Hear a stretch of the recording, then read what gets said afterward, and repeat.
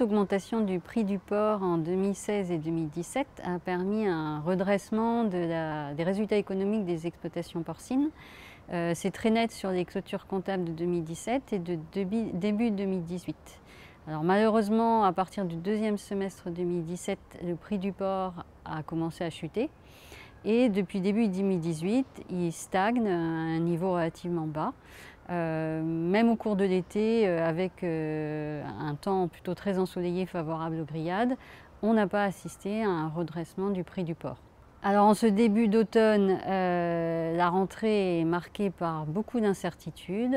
En premier lieu sur le coût de revient et en particulier le coût de l'alimentation animale pour les prochains mois, car la sécheresse qui frappe l'Europe depuis plusieurs mois a entraîné une baisse des récoltes céréalières, donc on s'attend à une augmentation du coût de l'alimentation. L'autre gros point d'interrogation, c'est la peste porcine africaine, qui, si elle continue à se répandre comme elle le fait actuellement, pourrait bouleverser un équilibre offre-demande déjà fragile. Alors la Chine est touchée. Si l'épidémie devait s'étendre, ça pourrait constituer un appel d'air pour la production, notamment européenne.